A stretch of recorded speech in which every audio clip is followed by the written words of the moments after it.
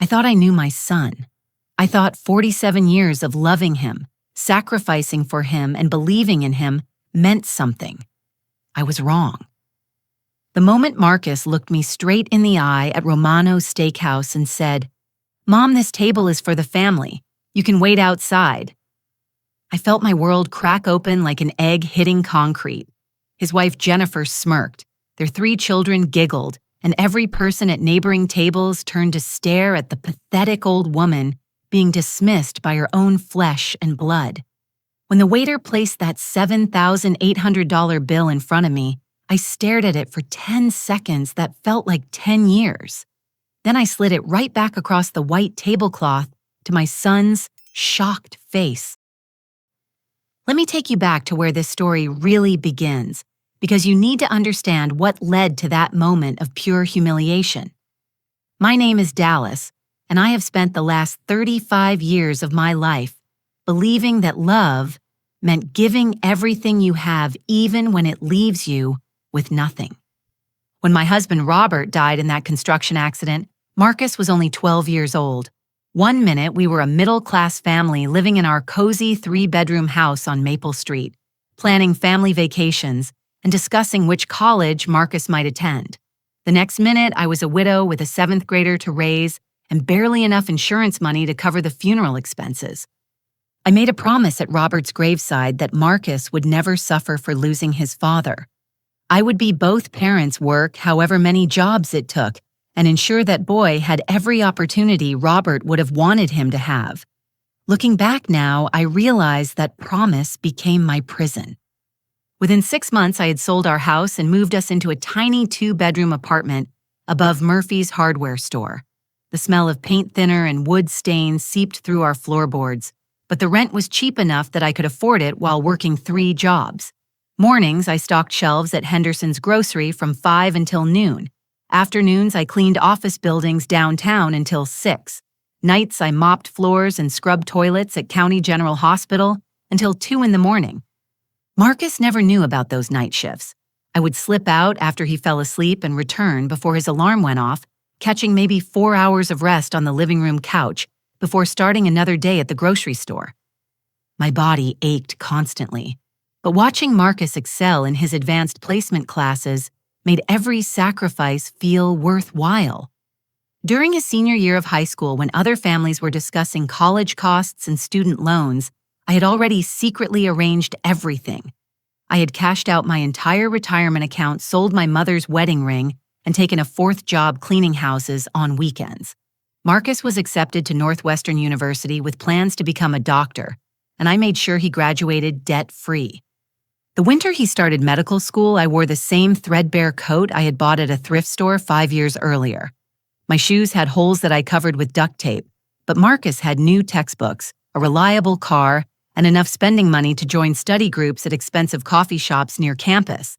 When he brought classmates home for dinner, I served elaborate meals while I ate peanut butter sandwiches in the kitchen after everyone left. "You should date someone, Mom," Marcus would say occasionally, usually when he wanted something. "You're still young enough." But whenever I mentioned meeting someone at work or church, his entire demeanor would change. He would get quiet and distant, making comments about how confusing it would be for him to adjust to another man in our lives. Eventually, I stopped mentioning any romantic possibilities. Marcus needed stability, I told myself. My personal happiness could wait. After he finished his residency and started his practice, I thought things might change between us. He married Jennifer, a nurse he had met during his cardiology rotation. She seemed pleasant enough, though she never quite looked me in the eye during conversations. They bought a beautiful house in the suburbs with 5 bedrooms, granite countertops, and a 3-car garage. I was so proud at their housewarming party watching Marcus show off his success to former classmates and colleagues. When people asked about his background, he would mention his father's early death, but somehow always forgot to explain how he had managed to avoid student loans or who had worked multiple jobs to make his education possible. Here comes the part that changes everything, the secret I had kept for 2 full years before that terrible night at Romano's. My childless Aunt Helen had passed away leaving me an inheritance of $1.2 million. Instead of revealing this windfall to Marcus, I had quietly placed the money in a trust and began using it to anonymously support his life in ways he never suspected. His student loan payments, which he thought he was making himself, were actually being covered by monthly transfers from my trust. The down payment on his house came from a medical school scholarship fund that I had invented and funded myself. His children's private school tuition at St. Augustine Academy was paid through an educational grant that existed only in my imagination and my bank account. I wanted to see if Marcus would appreciate the mother who had sacrificed everything for him before I revealed that his struggling working-class mother was actually wealthy enough to never worry about money again.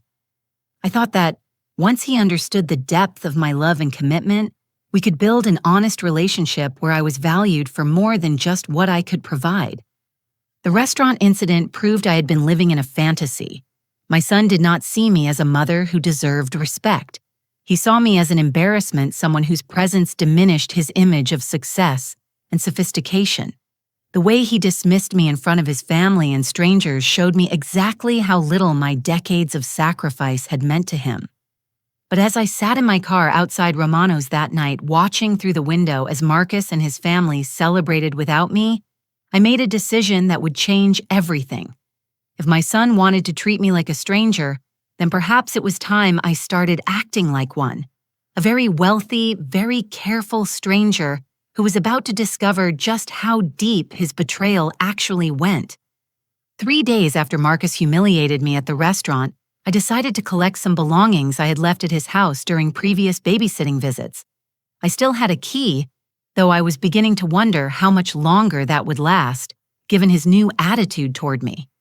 I arrived at 10 in the morning, assuming the house would be empty since Marcus worked early shifts at the hospital, and Jennifer had mentioned something about taking the children to their swimming lessons. But as I approached the front door, I heard voices coming from the kitchen. Something told me not to announce my presence immediately. Moving quietly through the front hallway, I positioned myself near the kitchen entrance, where I could hear clearly without being seen. What I heard made my blood run cold and changed everything I thought I knew about my son and his wife. "The paperwork is almost ready," said a male voice I did not recognize. "Jennifer found the bank statements when she was helping with her taxes last month. Your mother is sitting on over $1 million, Marcus. She's been playing poor while living like a pauper in that awful apartment." I knew something was off, Marcus replied, and I could hear the excitement in his voice. No way she survived on those minimum wage jobs all these years without some kind of help. She's been hiding money from me my entire adult life. Jennifer's voice was sharp with irritation. "The question is how fast we can move on this. My brother Bradley thinks we can file for guardianship within 60 days if we document enough evidence of mental decline." Bradley. That was the voice I hadn't recognized. Jennifer's younger brother, who had recently passed the bar exam and was working for a law firm specializing in elder care. My stomach dropped as I realized what they were discussing. "We've already got plenty of evidence," Jennifer continued. "The way she acted at the restaurant was perfect. Confused, inappropriate responses, that weird staring when the bill came. I got video of the whole thing on my phone. Plus all those photos I took of her apartment," Marcus added. "The place looks like a mental health crisis waiting to happen. Old furniture, outdated appliances, clothes that belong in a donation bin. No competent person with access to that kind of money would choose to live like that." I felt sick. They thought my modest lifestyle was evidence of mental incompetence, never imagining that I had been living simply because I wanted to remain the same person I had always been, regardless of my newfound wealth. "What about the medical angle?" Bradley asked. "We need documentation of cognitive decline for the court petition." "Already handled," Jennifer said, and I heard the satisfaction in her voice. "I've been adding mild sedatives to her coffee during our visits for the past month. Nothing dangerous, just enough to make her seem confused and slow to respond. I documented everything, including dates and her apparent symptoms." My knees nearly gave out. Jennifer had been drugging me. All those times I had felt unusually tired after visiting their house, all those moments when I struggled to follow conversations or remember details, it had not been age or stress. It had been deliberate chemical manipulation. "The kids have been asking why Grandma seems so sleepy lately," Marcus said, and I could hear him moving around the kitchen, probably fixing himself coffee. "I told them she's getting old and might need to go to a special care facility soon. Better they understand now that she's not going to be part of our lives much longer." "My children," I whispered to myself. They were conditioning Marcus's children to accept my disappearance from their lives as a natural, inevitable process. The 3 little ones I had babysit countless times, read stories to take into parks and museums, were being taught that their grandmother was becoming a burden to be disposed of. "Dr. Cole is scheduled to evaluate her next Tuesday," Bradley continued. "Jennifer set it up as a routine wellness check, but Raymond understands what we need. He owes me a favor from that malpractice case I helped him settle quietly last year." "And after the evaluation?" Marcus asked. "Emergency guardianship hearing within the week," Bradley replied. "With documented mental decline, unsafe living conditions, and a professional psychiatric assessment confirming incompetence, the court will have no choice but to grant us full control of her finances and medical decisions." "What about her living situation?" Jennifer asked. "Shady Oaks has an opening," Bradley said. "It's not the nicest facility, but it's affordable and they don't ask too many questions about how patients end up there. Once we have guardianship, we can move her in and sell off her assets to pay for her care." The casual way they discussed destroying my life and freedom was breathtaking. This was not a family concerned about my welfare. This was a criminal conspiracy designed to steal everything I had worked for and imprison me in a substandard nursing facility where I would be forgotten and ignored. "What if she fights it?" Marcus asked. "With what?" Jennifer laughed. "By the time we file the petition, she'll have a documented history of mental decline, unsafe living conditions, and professional medical testimony confirming her incompetence. Plus, Bradley will be representing our interests as family members concerned about her welfare. What judge is going to side with a confused old woman over a respected cardiologist and his attorney brother-in-law? And if she tries to contact anyone for help, who would believe her?" Bradley said. "We'll have months of documentation showing progressive mental deterioration. Anyone she tries to tell about a conspiracy will just see more evidence that she's suffering from paranoid delusions." I realized they had been planning this for months, carefully building a case against me while I trustingly allowed Jennifer access to my home, my financial information, and my physical well-being. Every kindness I had interpreted as family bonding had actually been reconnaissance for their legal assault on my freedom. The most chilling part was how thoroughly they had thought through every angle. They had medical documentation, photographic evidence, witness testimony from the restaurant incident, and a corrupt psychiatrist ready to provide professional confirmation of their lies. They had even prepared my future living situation in a facility that would keep me isolated and controlled. As I stood frozen in that hallway listening to my son and his wife plan my destruction with the cold efficiency of a business meeting, I understood that the restaurant humiliation had not been a moment of thoughtless cruelty. It had been a calculated performance designed to create evidence for their guardianship petition. Everything made sense now. Jennifer's sudden interest in helping with my finances, Marcus's questions about my medical appointments and daily routines, the children's comments about Grandma being tired and confused during recent visits. They had been building their case while I had been counting my blessings for having such an attentive family. But they had made one crucial mistake in their careful planning. They assumed I was the same naive, trusting woman who had spent decades sacrificing everything for people who did not deserve it. They thought I would be an easy victim because I had spent my life being generous and accommodating. They were about to learn that a woman who survives 35 years of working multiple jobs while raising a child alone develops skills that go far beyond simple endurance. I had learned to be resourceful, careful, and strategic when necessary. I had learned to fight for what mattered. And nothing had ever mattered more than proving that Dallas Henderson was nobody's victim. Walking quietly out of Marcus's house that morning felt like stepping into a completely different life. The woman who had entered that building was a trusting mother hoping to collect a few personal items. The woman who left was someone entirely new, someone who understood that she was fighting for her freedom, her future, and quite possibly her life.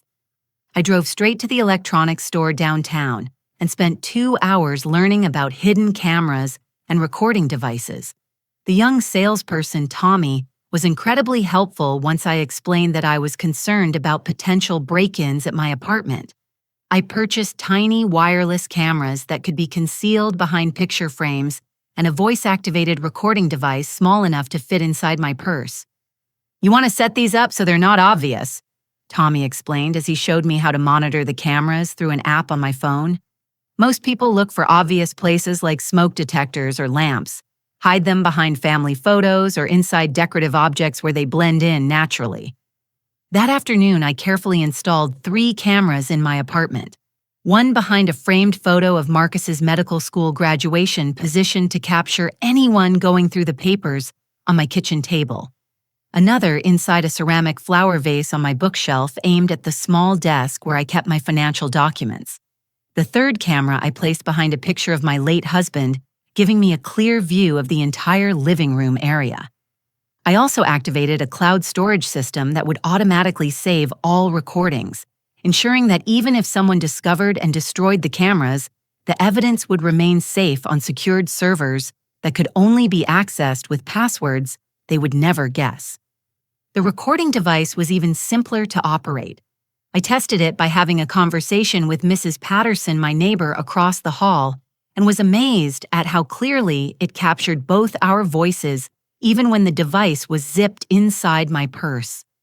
That evening, Jennifer called to invite me to dinner later in the week.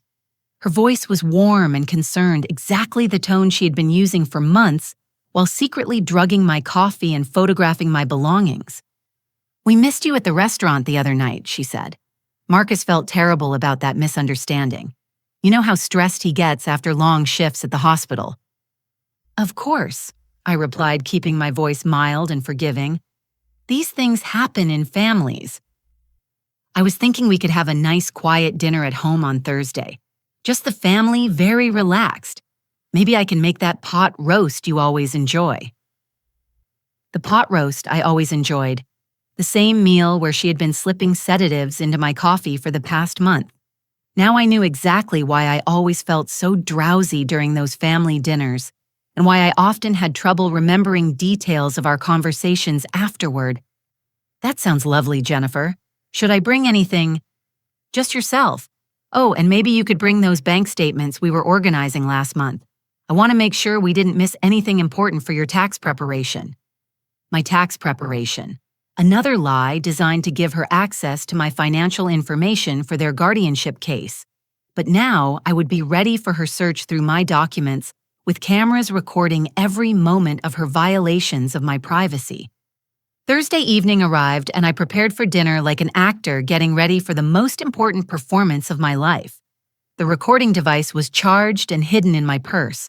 My phone was configured to monitor the cameras I had placed in my apartment since I suspected Jennifer would insist on walking me home and might use the opportunity for another reconnaissance mission. I also made one crucial preparation that Jennifer and Marcus would never suspect. That afternoon, I had visited Hartwell Morrison and Associates, the most prestigious elder law firm in the state.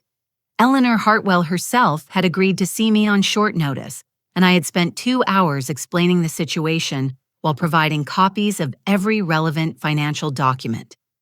"Mrs. Henderson," Eleanor had said after reviewing my materials, "what you're describing sounds like a textbook case of elder financial abuse with some very sophisticated elements. The fact that they're using a licensed psychiatrist and attorney makes this particularly serious." "What are my options?" "First, we document everything. I want you to get recordings of any conversations where they discuss their plans. Second, we're going to have you evaluated by independent medical professionals who can testify to your mental competence. Third, we start building a counter case that demonstrates not only your capacity to manage your affairs, but also their criminal conspiracy to defraud you. Eleanor had given me specific instructions for gathering evidence and promised that her firm would be ready to move quickly once we had sufficient documentation of their crimes. Dinner at Marcus's house was a surreal experience now that I understood the true purpose behind every gesture of family warmth. Jennifer served my coffee in the same blue mug she always used, and I watched her carefully add cream and sugar, knowing that she was also adding chemicals designed to impair my thinking and memory. I pretended to drink the coffee while actually disposing of it in the flower vase beside my chair whenever they were distracted. The recording device in my purse captured everything, including several moments when Jennifer and Marcus exchanged meaningful glances as they waited for the drugs to take effect. "Mom, you seem tired tonight," Marcus said about an hour into the visit, right on schedule. "Are you feeling all right?" "Just a bit drowsy," I replied, letting my voice sound slightly slurred. "Must be getting old." "Maybe you should think about having someone check on you more regularly," Jennifer suggested. "It would give us all peace of mind to know you're safe in that apartment by yourself." They were already starting to plant seeds for their guardianship argument, discussing my supposed need for supervision and assistance with daily activities. I played along perfectly, even pretending to be confused about what day it was and forgetting where I had placed my purse. "I'm worried about you, Mom," Marcus said as the evening wound down, and for a moment his concern sounded almost genuine. "Maybe you should consider moving somewhere with more support systems available." "We can talk about it another time," I said, allowing myself to sound overwhelmed by the conversation. "My thinking is a bit fuzzy tonight." Jennifer insisted on walking me home to make sure I got back safely, exactly as I had predicted.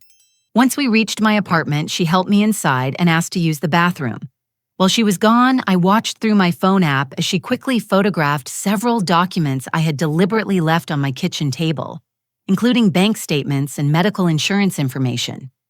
She also spent time examining my refrigerator contents, taking pictures of expired food items I had strategically placed there to support their narrative of a woman unable to properly care for herself. What she did not know was that my cameras were recording her every movement, documenting her unauthorized access to my personal information and her illegal search of my living space.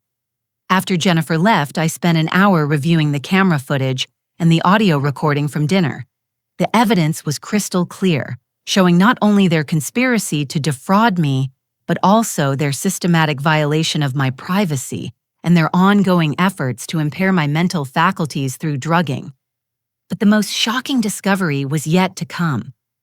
The next morning, I received a phone call that changed everything I thought I knew about Jennifer and Marcus's scheme. "Mrs. Henderson. This is Detective Sarah Murphy with the Portland Police Department in Oregon. I understand from your attorney that you might have information relevant to a case we're investigating involving a woman named Jennifer Thompson, who I believe is now Jennifer Henderson, your daughter-in-law." My blood ran cold. What kind of case? "We're reopening the investigation into the death of Mrs. Carolyn Thompson, Jennifer's aunt, who passed away 2 years ago under circumstances that are now looking suspicious. Mrs. Thompson died shortly after being placed under guardianship by Jennifer and her brother Bradley following a court determination that she was mentally incompetent to manage her affairs." I sank into my kitchen chair as Detective Murphy continued explaining the similarities between Carolyn's case and what was happening to me. The same pattern of documented mental decline, the same attorney, the same quick progression from concerned family member to legal guardian, and the same sudden death shortly after the assets were transferred. Mrs. Thompson's neighbor contacted us last week with some disturbing information. She had been keeping a diary of strange observations about Mrs. Thompson's condition, including times when she seemed perfectly lucid and complained about being drugged. "We're having the body exhumed for additional testing." I was not their first victim. Jennifer and Bradley had successfully murdered an elderly woman for her money, and they were planning to do the same thing to me. The only difference was that this time they had chosen a target who was prepared to fight back. The phone call from Detective Murphy transformed my understanding of the danger I was facing. This was not simply about money or even about freedom. Jennifer and Bradley had apparently killed before, and they were prepared to kill again if it meant obtaining my inheritance. I immediately called Eleanor Hartwell and arranged an emergency meeting for that afternoon. When I arrived at her law office, Detective Murphy was already there, having driven down from Portland to coordinate with local authorities on what was now being treated as an active criminal investigation. Mrs. Henderson, Detective Murphy said, "We need you to understand how serious this situation has become.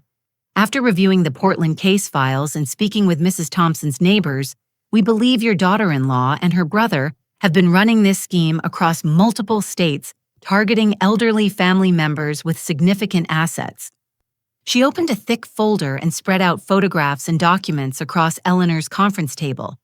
Mrs. Carolyn Thompson, aged 74, died in her sleep 18 months after being placed under guardianship. Official cause of death was heart failure, but she had no previous history of cardiac problems. Mrs. Ruth Bradley, aged 68, died in assisted living 6 months after guardianship was established. Official cause was stroke, but again, no previous indicators. How many others? I asked. We've identified at least 4 cases across Oregon, Nevada, and California where Jennifer Thompson, now Jennifer Henderson, was involved in guardianship proceedings that resulted in the death of the ward within 2 years. In every case, she inherited substantial assets. Eleanor leaned forward, studying the documents. The pattern is consistent. Gradual documentation of mental decline, family concerns about safety and financial management, emergency guardianship hearings, placement in substandard care facilities, and death within a relatively short time frame. What happens to the money? I asked. Transferred to the surviving family members, Detective Murphy replied. In Jennifer's case, she has been the sole beneficiary of over $3 million in inheritances from elderly relatives over the past 5 years. My hands were shaking as I processed this information. Jennifer was not just a greedy daughter-in-law looking for easy money. She was a serial killer who specialized in murdering elderly family members, and she had convinced my son to help her target me as her next victim. We need to move carefully, Eleanor warned. If they suspect you're aware of their plan, you could be in immediate physical danger. We need to gather enough evidence to ensure their arrest and conviction while keeping you safe. Detective Murphy nodded. We're working with the FBI Financial Crimes Division and local authorities to build a comprehensive case, but we need your help to document their current conspiracy and gather evidence of their methods. Over the next 3 hours, we developed a detailed plan for the investigation. I would continue pretending to be the confused, declining woman they expected, while secretly documenting every aspect of their scheme. Detective Murphy provided me with more sophisticated recording equipment and showed me how to safely transmit evidence to law enforcement without leaving digital traces that Jennifer or Bradley might discover. Eleanor arranged for me to undergo comprehensive medical and psychological evaluations by independent professionals who could testify to my mental competence. She also helped me establish additional legal protections, including a revocable trust that would make it impossible for anyone to access my assets without specific authorization from multiple parties. The key is patience, Detective Murphy explained. We need to let them proceed with their plan while we document everything. The moment they file the guardianship petition, we'll have them on conspiracy charges. But if we move too early, they might simply disappear and start over somewhere else with different identities. That evening, I received a phone call from Jennifer that nearly made me hang up immediately. Dallas, I have some concerning news about your health that we need to discuss. Dr. Cole wants to see you next Tuesday for a wellness evaluation. Marcus is worried about some symptoms he's noticed during our recent visits. Dr. Raymond Cole, the psychiatrist Bradley had mentioned during their kitchen conversation. The corrupt medical professional who would provide false testimony about my mental incompetence in exchange for past favors. What kind of symptoms? I asked, keeping my voice anxious and confused. Memory issues, disorientation, difficulty, following conversations. You've seemed increasingly tired and unfocused lately. We just want to make sure everything is all right. The symptoms they had created by drugging my coffee and then documented as evidence of mental decline. The cruel irony was breathtaking. I suppose if you think it's necessary, I replied, though I feel fine most of the time. That's exactly what we're concerned about, Jennifer said smoothly. Sometimes people don't recognize when they're experiencing cognitive changes. It's better to be safe and get a professional opinion. After hanging up, I immediately called Eleanor to report the scheduled evaluation. She arranged for me to see Dr. Patricia Wells, a renowned geriatric psychiatrist, the day before my appointment with Dr. Cole. Dr. Wells would conduct a comprehensive evaluation that would establish my mental competence beyond any possible doubt. We're also going to wire you for the appointment with Dr. Cole. Detective Murphy informed me during our next meeting. If he's planning to falsify a psychiatric evaluation, we need recorded evidence of any inappropriate questions or predetermined conclusions. The weekend before my appointment, I spent time with Marcus's children while he and Jennifer attended a medical conference. 8-year-old Emma, 10-year-old David, and 6-year-old Sophie were completely unaware of their parents' conspiracy, but they had clearly been influenced by the narrative about their grandmother's declining health. "Grandma, are you sick?" Sophie asked while we were coloring at the kitchen table. "What makes you think I'm sick, sweetheart?" "Mommy said you might need to go to a special place where doctors can take better care of you, like where great-grandpa went before he died." My heart broke listening to this innocent child repeat the lies her parents had told her to prepare for my disappearance from their lives. Jennifer and Marcus were not only stealing my money and freedom, they were also manipulating their own children into accepting the destruction of their grandmother as a necessary medical intervention. "I feel fine right now," I told Sophie. "Sometimes grown-ups worry too much about things that might never happen." "I hope you don't have to go away," David said quietly. "You're the only grandma we have." That evening, after I returned the children to Marcus's house, Jennifer walked me to my car for what she described as a private conversation. "I want you to know that whatever happens with the doctor's evaluation, we're going to make sure you're taken care of," she said, placing her hand on my arm with false compassion. "Marcus and I have been researching care facilities, and we've found some really wonderful places that specialize in memory care."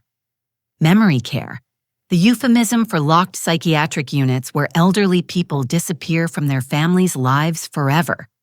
"That's very thoughtful of you," I replied. "I hope it won't come to that." "Well, we'll see what Dr. Cole says, but I want you to know that if you do need more care than we can provide at home, we'll visit you regularly and make sure you have everything you need." Another lie. Based on Detective Murphy's investigation of their previous victims' family visits, stopped entirely once the elderly person was placed in institutional care.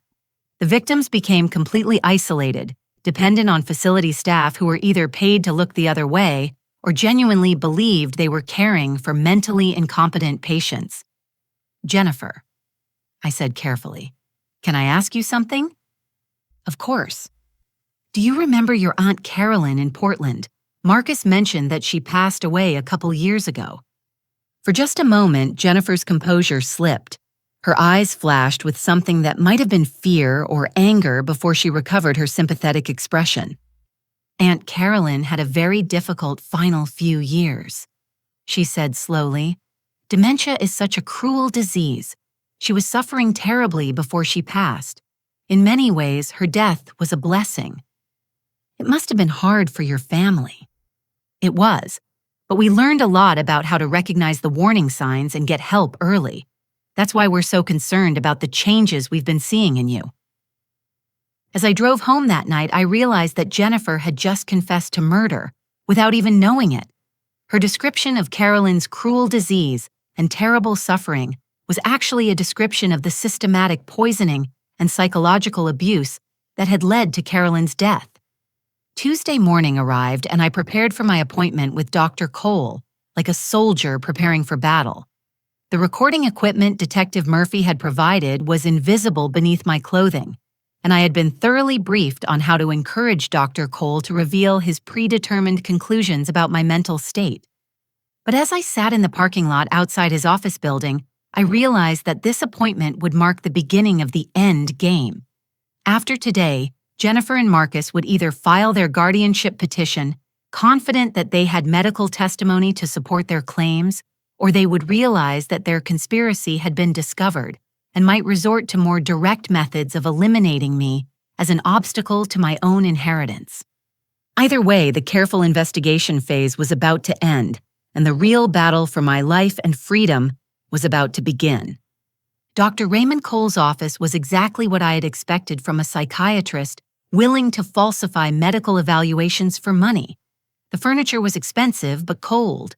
The walls were covered with degrees and certificates that seemed more about intimidation than reassurance, and the man himself radiated the kind of professional arrogance that made my skin crawl.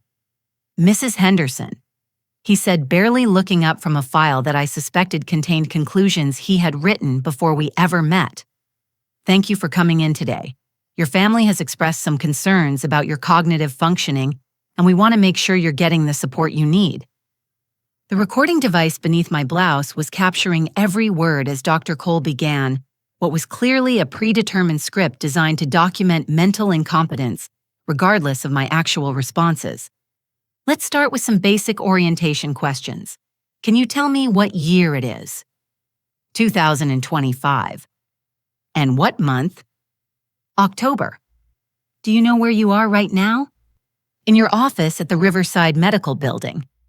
Dr. Cole frowned slightly as if my correct answers were inconvenient.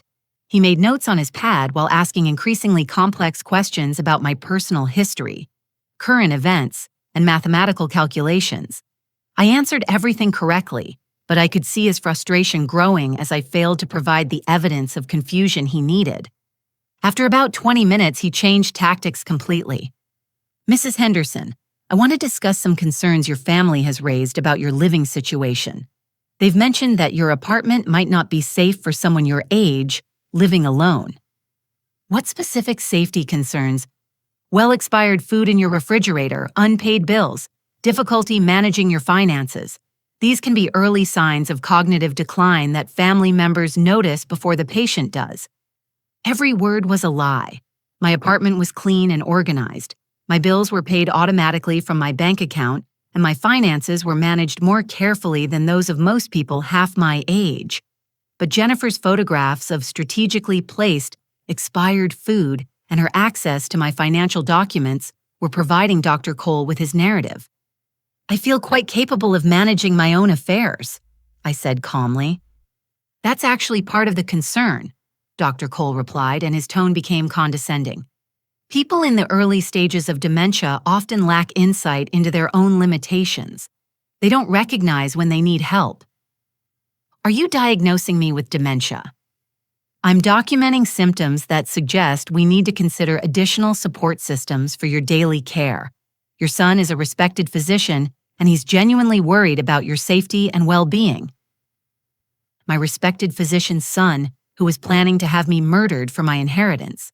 I wanted to scream the truth at this corrupt psychiatrist, but I forced myself to remain calm and continue gathering evidence of their conspiracy.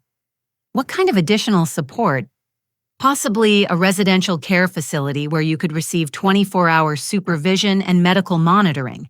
There are some excellent facilities that specialize in memory care for people in your situation." My situation: progressive cognitive decline with associated safety concerns and family support needs. Dr. Cole was diagnosing conditions I did not have and recommending imprisonment for crimes I had not committed. The recording would provide clear evidence of medical fraud and conspiracy to commit elder abuse. "Dr. Cole," I said carefully, "my family mentioned that you might recommend an emergency guardianship if you found serious problems. Is that something you're considering?" "Guardianship proceedings are legal matters that I don't handle directly," he replied. "But if my evaluation suggests that a patient lacks the capacity to make informed decisions about their care and safety, I would certainly provide that information to family members who might want to explore legal options." He was being careful not to explicitly admit his role in the conspiracy, but the implication was clear. His evaluation would support whatever legal action Jennifer and Bradley chose to pursue. The appointment lasted 45 minutes, and Dr. Cole spent the final 10 minutes explaining how family members sometimes need to make difficult decisions for elderly relatives who can no longer recognize their own limitations. He gave me pamphlets about memory care facilities and suggested that I discuss residential options with Marcus and Jennifer. "Will I receive a copy of your evaluation?" I asked as the appointment ended. "Your family will receive my report since they're the ones coordinating your care," he said. "But you're welcome to request a copy through the normal channels." As I left his office, I knew that Dr. Cole's report would confirm everything Jennifer and Marcus needed for their guardianship petition. According to his evaluation, I would be suffering from progressive dementia with safety concerns that required immediate intervention and residential care. That afternoon, I met with Detective Murphy and Eleanor Hartwell to review the recording and plan our next moves. "Dr. Cole just handed us a confession," Detective Murphy said after listening to the audio. "He's clearly participating in a conspiracy to defraud you, and his willingness to diagnose conditions you don't have constitutes medical fraud." "The guardianship petition will be filed within the next few days," Eleanor warned. "Once they submit Dr. Cole's evaluation along with Jennifer's documentation of your supposed decline, the court will schedule an emergency hearing." "Are we ready?" "More than ready," Detective Murphy smiled. "FBI agents will be standing by to arrest Jennifer, Marcus, and Bradley the moment they file false documents with the court. Dr. Cole will be arrested on medical fraud charges, and we have warrants prepared for searching their homes and financial records." "What about the children?" "Jennifer's sister, Sarah, has been contacted and briefed on the situation," Eleanor explained. "She had no knowledge of the conspiracy and is horrified by what Jennifer and Marcus have been doing. She's agreed to take the children immediately after the arrests." That evening, Marcus called to check on how my appointment with Dr. Cole had gone. He seemed very thorough, I said, maintaining my role as the confused, trusting mother. "Though I'm not sure why everyone thinks I need so much medical attention." "We're just worried about you, Mom. Dr. Cole will send us his report in a few days, and then we can discuss what kind of additional support might be helpful." "Additional support?" "Maybe someone to help with shopping and cooking, or even a nice residential community where you could have more social interaction and medical care available if you need it." The lies flowed so easily from my son's mouth that I wondered how long he had been capable of this level of deception. Was this the same person I had worked 3 jobs to support through medical school? The same child I had sacrificed everything to give every possible advantage in life? "I'll think about what you've said," I replied. "That's all we ask, Mom. We love you and want what's best for you." Love. He was using the word love while planning my imprisonment and murder. The emotional manipulation was almost more devastating than the financial conspiracy. Wednesday morning arrived and I received the phone call I had been expecting. "Mrs. Henderson, this is Bradley Henderson calling. I'm Jennifer's brother and I'm an attorney specializing in elder care issues. Your family has asked me to review some concerns about your living situation and medical needs." "What concerns?" "Based on Dr. Cole's evaluation and some observations your family has made, we think you might benefit from a legal guardianship arrangement that would ensure you receive appropriate care and support." "What does that mean exactly?"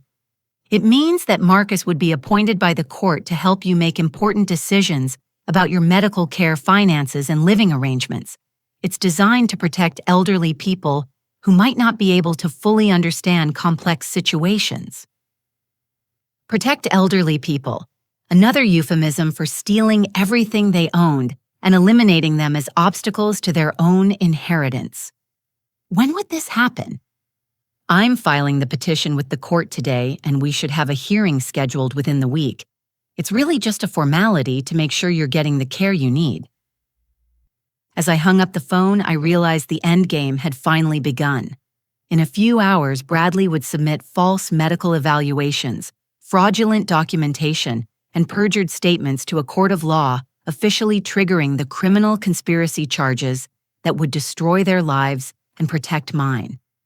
I called Detective Murphy immediately. "They're filing today," I reported. "We're ready. FBI agents are positioned outside the courthouse and arrest warrants have been signed. The moment Bradley submits those documents, he'll be charged with conspiracy to commit elder abuse and fraud. Jennifer and Marcus will be arrested at their home within the hour." "What do I need to do?" "Stay safe and wait for our call. By tonight, this nightmare will be over." At 3:30 that afternoon, my phone rang. "Mrs. Henderson, this is Detective Murphy. Jennifer Henderson. Marcus Henderson. Bradley Henderson and Dr. Raymond Cole have been arrested on multiple felony charges, including conspiracy to commit elder abuse, financial fraud, medical fraud, and attempted kidnapping. Search warrants are being executed at their homes and offices as we speak."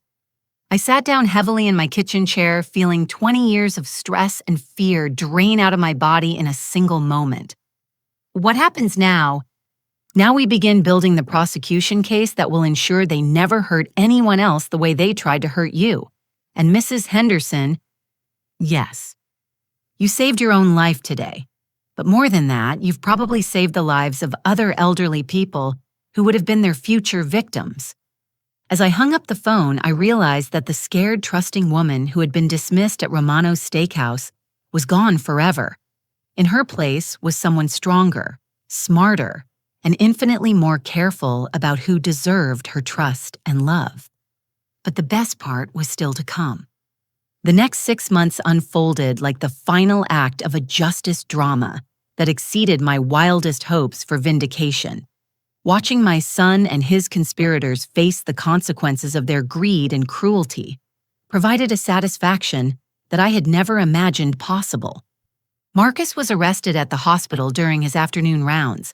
According to Detective Murphy, he was in the middle of examining a cardiac patient when FBI agents appeared in the doorway of the examination room. His colleagues watched in stunned silence as he was handcuffed and led away his medical career, ending in the most public and humiliating way possible. Jennifer was arrested at the children's school during pickup time. Parents and teachers witnessed her being placed in the back of a police cruiser while Emma, David, and Sophie watched in confusion from the school entrance. Jennifer's sister Sarah immediately drove from her home 2 hours away to collect the children and begin the difficult process of helping them understand that their parents were criminals who had been planning to hurt their grandmother. Bradley's arrest took place during a client meeting at his law firm. He was in the middle of discussing estate planning with an elderly couple when federal agents entered the conference room and informed him that he was under arrest for conspiracy to commit elder abuse fraud and accessory to murder in connection with Carolyn Thompson's death in Oregon. Dr. Cole was arrested at his home during dinner with his wife and teenage children. Neighbors watched from their windows as the psychiatrist who had built his reputation on helping elderly patients was led away in handcuffs for conspiring to falsify medical evaluations for financial gain. The evidence against all 4 defendants was overwhelming. The recordings I had made documented every aspect of their conspiracy in their own words. The camera footage showed Jennifer's illegal searches of my apartment and her photography of documents she had no right to access. Financial records revealed the pattern of inheritance fraud, spanning multiple states and several years. But the most damaging evidence came from the exhumation of Carolyn Thompson's body in Oregon. The additional autopsy revealed traces of the same psychiatric medications that Jennifer had been slipping into my coffee, along with other drugs that had slowly poisoned Carolyn over a period of months. The cause of death was officially changed from natural causes to homicide, and Jennifer was charged with first-degree murder. Marcus lost his medical license within 30 days of his arrest. The state medical board held an emergency hearing where they reviewed evidence of his participation in drugging an elderly family member and conspiring to have her falsely declared mentally incompetent. His license was permanently revoked, and he was barred from ever practicing medicine again. The children were permanently removed from Marcus and Jennifer's custody, and placed with Sarah, who proved to be everything her sister was not. Sarah was appalled by the conspiracy and completely committed to helping the children heal from the trauma of learning that their parents were criminals. She brought them to visit me regularly, and slowly we began rebuilding relationships based on honesty and genuine affection. Bradley lost his law license and was disbarred for life. The State Bar Association found that his abuse of legal processes to defraud elderly clients represented such a fundamental violation of professional ethics that he could never be trusted to practice law again. His law firm immediately fired him and publicly distanced themselves from his actions. Dr. Cole lost his medical license and faced criminal charges for medical fraud conspiracy to commit elder abuse and falsifying psychiatric evaluations. His reputation was destroyed when local news outlets reported on his role in the conspiracy, and several former patients came forward with suspicions that he might have provided fraudulent evaluations in their cases as well. The criminal trials began 8 months after the arrests, and I testified in each case as the primary victim and key witness. Standing in that courtroom and telling my story to judges and juries was one of the most empowering experiences of my life. Mrs. Henderson, the prosecutor asked during Marcus's trial, "Can you describe how you felt when you first heard your son discussing plans to have you declared mentally incompetent?" "I felt betrayed in a way I never knew was possible," I replied, looking directly at Marcus, who could not meet my eyes. This was the child I had worked 3 jobs to support through medical school. I had sacrificed everything to give him opportunities I never had, and he was planning to repay that love by stealing my freedom and my life. "Do you believe your son understood the consequences of his actions?" "He understood perfectly. He knew that if their plan succeeded, I would be imprisoned in a substandard facility where I would be drugged into helplessness and eventually killed, just like Jennifer's previous victims. He was willing to become an accessory to murder for money." Marcus received a sentence of 8 years in federal prison for conspiracy to commit elder abuse fraud and accessory to attempted murder. He was also ordered to pay full restitution for all legal costs and emotional damages, though he had no assets left to satisfy that judgment. Jennifer's trial for murder in Oregon was even more satisfying. The prosecutor presented evidence showing how she had systematically poisoned Carolyn Thompson while documenting fake symptoms of mental decline, then used fraudulent guardianship proceedings to gain control of Carolyn's assets before killing her with an overdose of psychiatric medications. The defendant is a predator who targets the most vulnerable members of society, the prosecutor told the jury. She identifies elderly family members with significant assets, gains their trust, then slowly poisons them while building fake evidence of mental incompetence.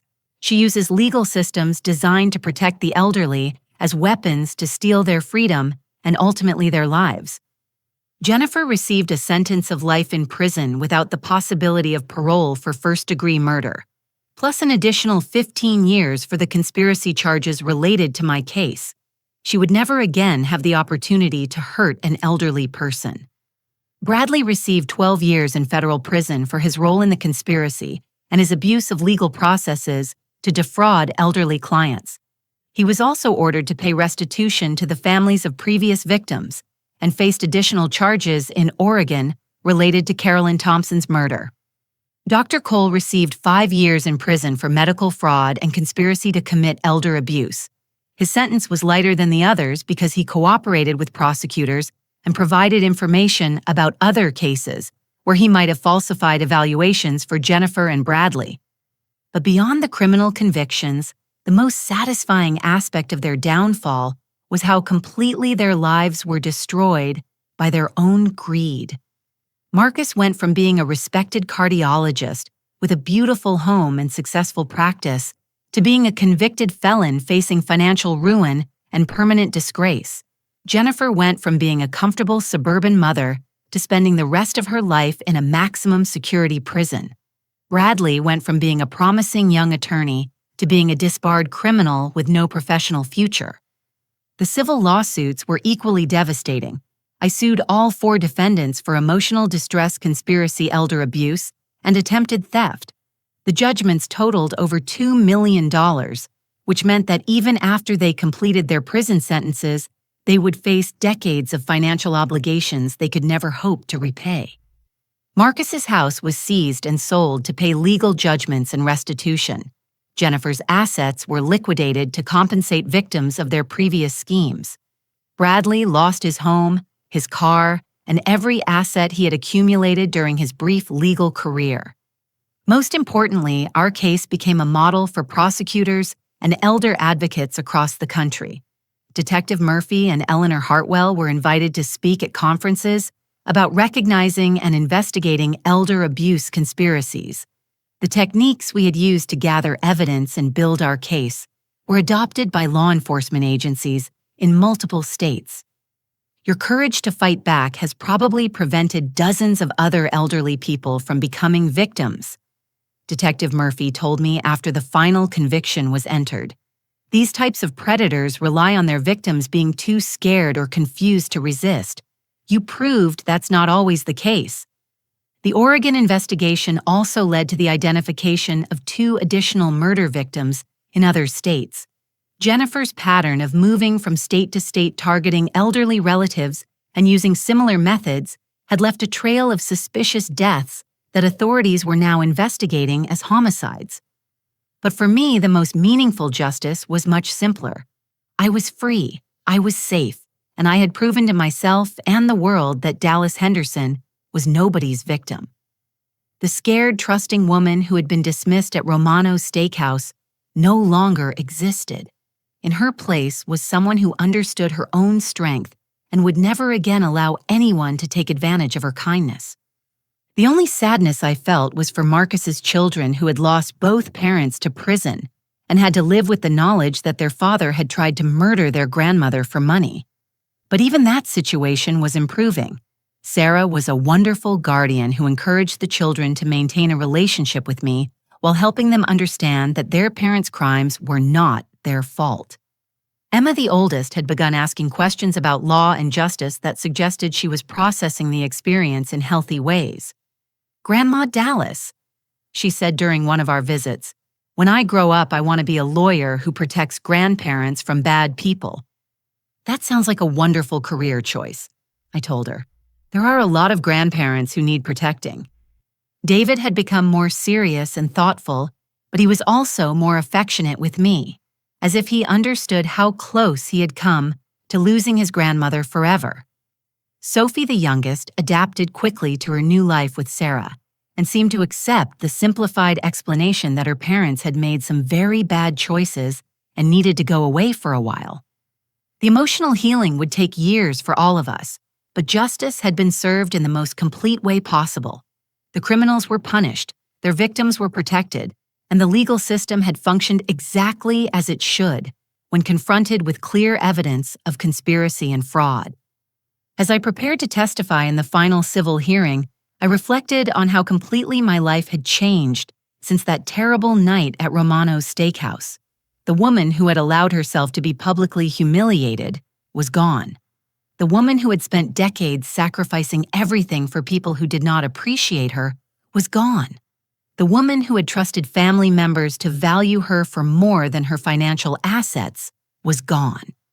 In their place was someone who had learned to fight for herself, to value her own worth, and to use her resources to protect other people from the predators who target the elderly and vulnerable.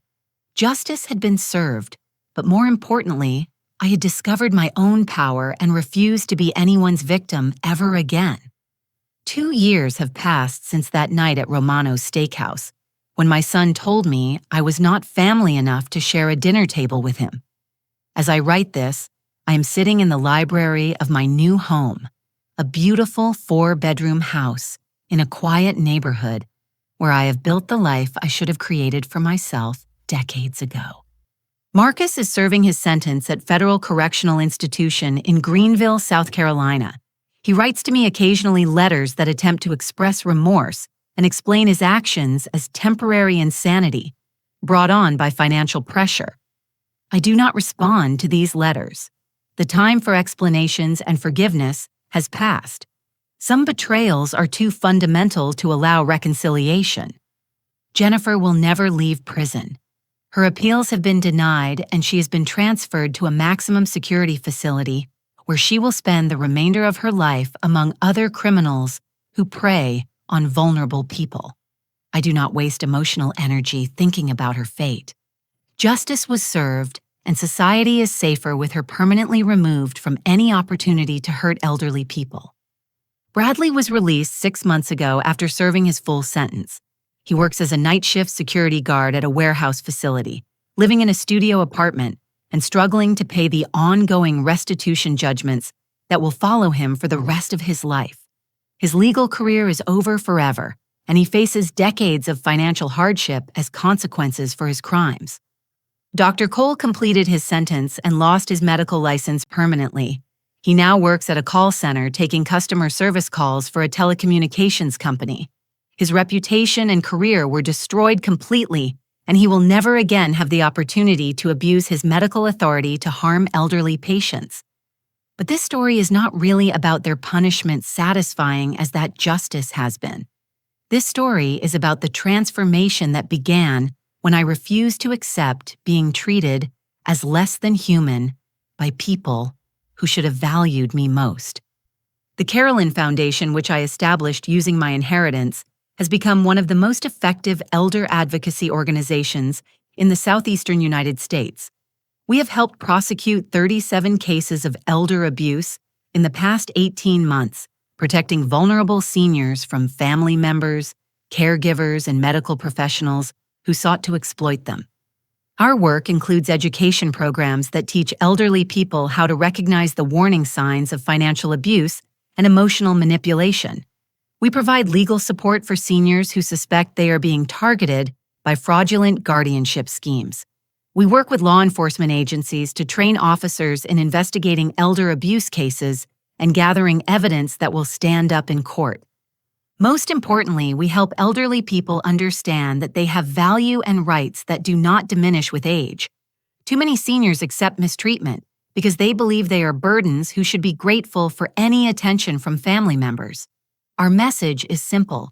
You deserve respect, you deserve honesty, and you deserve to control your own life, regardless of your age. Detective Murphy has become a close friend and serves on the Foundation's advisory board. She often tells people that our case changed how law enforcement approaches elder abuse investigations. Dallas proved that elderly victims can be their own best advocates if they're given the tools and support to fight back. She explains during training sessions with police departments. Eleanor Hartwell continues to provide legal expertise for our foundation and has become a nationally recognized expert on elder law and abuse prevention. She frequently speaks at conferences about the importance of thorough investigation and aggressive prosecution in elder abuse cases. The greatest tragedy is not that these crimes happen, Eleanor often says, but that they happen to people who spent their entire lives working, contributing to society, and caring for their families. Elder abuse is not just theft or assault. It's a betrayal of everything our society claims to value about respecting our elders. Sarah has done an extraordinary job raising Marcus's children and maintaining their relationship with me while helping them process the trauma of their parents' crimes. Emma is now 12 years old and has maintained her interest in becoming a lawyer. She volunteers at the foundation during school breaks, helping with filing and simple administrative tasks that make her feel like she is contributing to protecting other grandparents. David, now 10, has shown remarkable resilience and emotional intelligence. He understands that his father made terrible choices, but does not blame himself for those decisions. He often tells people that his real family is his Aunt Sarah and his grandmother Dallas, the people who actually love him without expecting anything in return. Sophie, now 8, has adapted completely to her life with Sarah and treats me as a beloved grandmother who provides adventure stories and unconditional love. She has no memory of her parents' criminal behavior and is growing up as a happy, secure child, surrounded by people who genuinely care about her well-being. The most profound change in my own life has been learning to value myself for who I am, rather than what I can provide for other people. For decades, I measured my worth by how much I could sacrifice, how many problems I could solve, and how much I could give without asking for anything in return. That version of love was not actually love at all. It was a form of emotional self-destruction that enabled other people to treat me as a resource to be exploited rather than a person to be respected. True love requires boundaries, accountability, and mutual respect. True family members value each other for intrinsic worth, not for financial benefits or services provided. I have learned to distinguish between people who love me and people who love what I can do for them. The difference is profound and life-changing. People who love me want me to be happy, healthy, and fulfilled. People who love what I can do for them want me to be useful, available, and grateful for their attention. My new life is built around relationships with people who fall into the first category. Sarah and the children love me because I bring joy, wisdom, and stability to their lives. The volunteers and staff at the foundation appreciate my leadership and vision for protecting elderly people. The friends I have made in my neighborhood value my conversation, my sense of humor, and my willingness to be genuinely present in their lives. This distinction has allowed me to build authentic relationships based on mutual respect and shared values. I no longer accept mistreatment from anyone regardless of their relationship to me. I no longer sacrifice my own well-being to accommodate people who do not appreciate those sacrifices.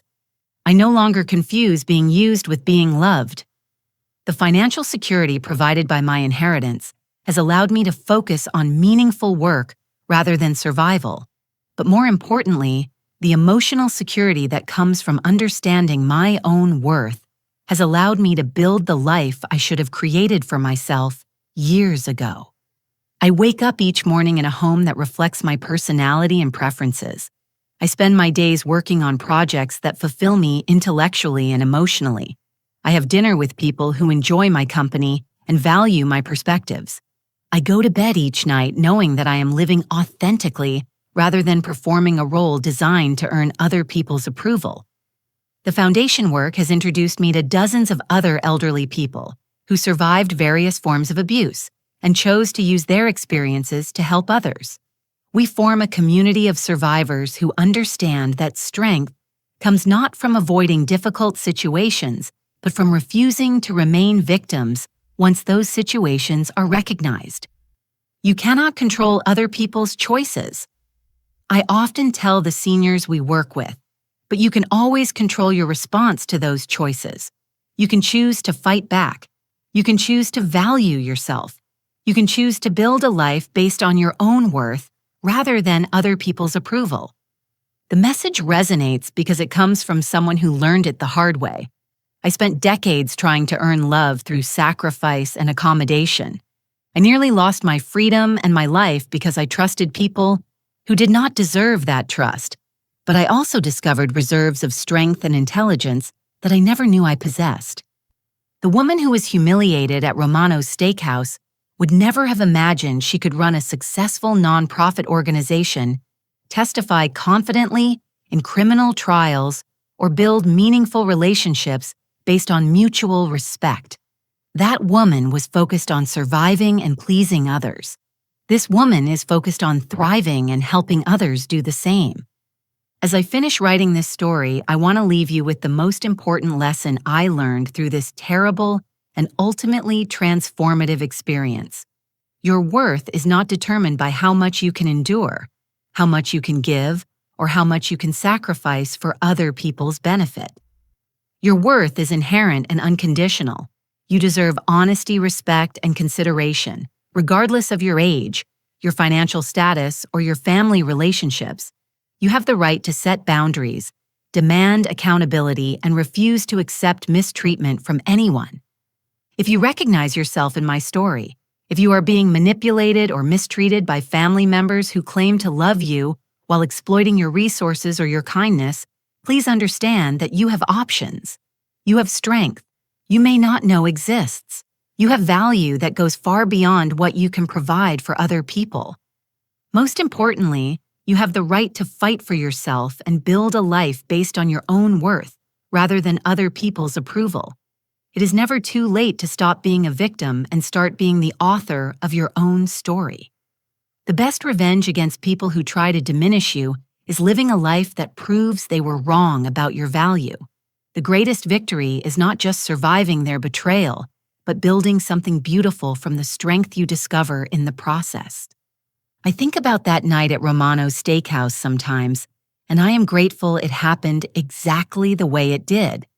If Marcus had been kinder, if he had continued his manipulation without revealing his true intentions, I might have remained the trusting victim he expected me to be. His cruelty forced me to see the truth and gave me the motivation to fight back. His greatest mistake was underestimating the woman he had tried to destroy. That mistake saved my life and gave me the opportunity to build something meaningful from the wreckage of his betrayal. Now I want to hear from you. Have you ever experienced betrayal from family members who were supposed to love and protect you? How did you find the strength to fight back and rebuild your life? What advice would you give to other people who might be facing similar situations? Please share your thoughts and experiences in the comments below. Like this video if Dallas's story resonated with you and gave you hope for your own situation. Subscribe to our channel for more stories about people who refused to remain victims and found the strength to transform their lives. And please share this story with anyone who might need to hear that they have value, they have options, and they have the strength to fight for the life they deserve. Thank you for taking this journey with me and for believing that everyone deserves respect, dignity, and the opportunity to write their own ending. May you find the courage to value yourself as much as I learned to value the woman I discovered I had always been. Remember that your story is not over, and the best chapters may be the ones you have yet to write.